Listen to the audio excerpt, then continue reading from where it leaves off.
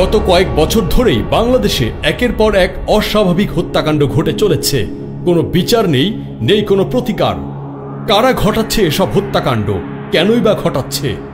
যে কোনো হত্যাকাণ্ডের কারণ খুঁজতে প্রথমেই খোঁজা হয় এর বেনিফিশিয়ারি, অর্থাৎ এ থেকে কে বা কারা লাভবান হচ্ছে। সরকার যখন এ বিষয়ে নির্বিকার, তখন মানুষের মুখে মুখে তৈরি হচ্ছে বিভিন্ন ধারণা ও তত্ত্ব।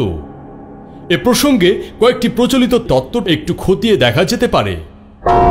প্রথম তত্ত্ব হল, বিএনপি জামাত ক্ষমতা দখলের কোনো সুযোগ না পেয়ে দেশে অরাজকতা সৃষ্টি করছে। আচ্ছা, কিন্তু হত্যাকাণ্ডগুলোতে কি বিএনপি জামাতের লোককে জড়িত থাকতে দেখা যাচ্ছে?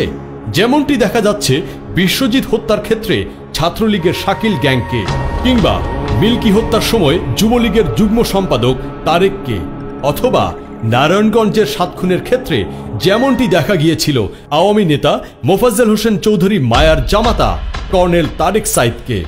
বিশ্বজিৎ এবং মিল্কি হত্যাকাণ্ডে আসামি ধরা পড়েছিল ঘটনার ভিডিও প্রচার হয়ে যাবার কারণে, কিন্তু এরপর থেকে প্রতিটি হত্যাকাণ্ডের ক্ষেত্রেই রহস্যজনকভাবে সিসিটিভি নষ্ট থাকছে অথবা ফুটেজ ও অন্যান্য প্রমাণ গায়েব হয়ে যাচ্ছে। এর পাশাপাশি সরকার আরেকটি তত্ত্ব প্রচার করছিল, তা হচ্ছে যুদ্ধাপরাধের বিচার বানচাল করতেই জামায়াত শিবির দেশে অরাজকতা চালাচ্ছে। বেশ পুরনো হয়ে যাওয়াতে এই তত্ত্বটি আজকাল আর শোনা যাচ্ছে না। দেশের মানুষও এটাকে আর তেমন গ্রহণ করছে না। তাছাড়া জামাতকে আইনি লড়াই এবং রায়ের বিরুদ্ধে রাজনৈতিক প্রতিবাদ ছাড়া কোনো হত্যাকাণ্ডের সাথে জড়িত থাকতে দেখা যাচ্ছে না। এবার দেখা যাক দ্বিতীয় তত্ত্বটি। হত্যাকাণ্ড চালাচ্ছে আন্তর্জাতিক জঙ্গি গ্রুপের বাংলাদেশি শাখাগুলো। এ তত্ত্ব মূলত প্রচার করছে আওয়ামী সরকার নিজেই। আবার সেই সরকারই বলছে, না না, এদেশে কোনো জঙ্গি টঙ্গি নেই। ফেসবুকে প্রধানমন্ত্রীকে কটূক্তি করলে ধরা পড়তে হয় সাথে সাথে, অথচ আনসারুল্লাহ বাংলা টিম অথবা আইএস ফেসবুকে হত্যার দায় স্বীকার করলেও কখনোই ধরা পড়ে না। কাজেই প্রশ্ন উঠছে, এটা কি সরকারের ব্যর্থতা নাকি অনিচ্ছা? এদিকে আওয়ামী লীগের অঙ্গ সংগঠন ওলামা লীগের কয়েকজন বিদ্রোহী কর্মী আনসারুল্লাহ বাংলা টিমের সঙ্গে ওলামা লীগের সম্পৃক্ততার কথা ফাঁস করে দিলে সন্দেহের চোখ সরকারের দিকেই চলে যায়।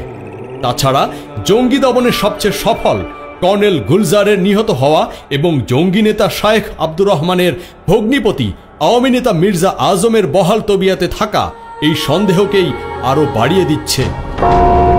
তৃতীয় তত্ত্বটি হল, নির্বাচনহীন ক্ষমতার জন্য, সীমাহীন দুর্নীতি চাপা দেবার জন্য এবং শোষণের হাতকে আরো শক্তিশালী করার জন্য অবৈধ সরকার দেশে হত্যাকাণ্ড চালিয়ে যাচ্ছে। এই ধারণাটি জনমনে ধীরে ধীরে জোরালো হয়ে উঠছে, কারণ ব্লগার, বিদেশি কূটনীতিক অথবা বিশ্ববিদ্যালয় শিক্ষক খুন হওয়ার সাথে সাথেই হত্যাকারীকে ধরার কোনো চেষ্টা না করেই সরকার নেমে পড়ছে দেশ বিদেশে প্রচারণার কাজে। প্রচারণার বিষয় ধর্মীয় উগ্রপন্থীরা এই হত্যাযজ্ঞ চালাচ্ছে। তাই গণতন্ত্র বা নিরপেক্ষ নির্বাচনের চাইতে এখন জঙ্গিবাদ দমনে আওয়ামী লীগের ক্ষমতায় থাকা বেশি প্রয়োজন। এদিকে মানবাধিকার সংগঠনের রিপোর্ট অনুযায়ী দেখা যাচ্ছে 2016 সালে শুধুমাত্র এপ্রিল মাসেই হত্যা করা হয়েছে 239 জনকে। এর মধ্যে 90% বিরোধী দলীয় নেতাকর্মী। এরকমই একটা অস্বাভাবিক অবস্থা ছিল 72 থেকে 75 সালে। সে সময় মাওলানা ভাসানীর পত্রিকা হক কথা লিখেছিল, একটি বিদেশি গোয়েন্দা সংস্থার ইন্ধনে বাংলাদেশে এই অবস্থার সৃষ্টি হয়েছে। শোষণের হাতিয়ার মজবুত করার জন্য তারা অন্তত 1.25 লক্ষ মানুষকে হত্যার পরিকল্পনা করেছে। লক্ষ্য করুন, হত্যাযজ্ঞের কারণ ছিল তখন শোষণের হাতিয়ার মজবুত করা, এবং তা করা হচ্ছিল বিদেশি গোয়েন্দা সংস্থার ইন্ধনে। আর এখন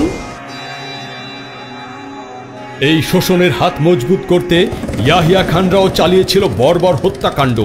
ইংরেজরাও তাই করেছিল, কিন্তু কেউই টিকে থাকতে পারেনি, পারবেও না।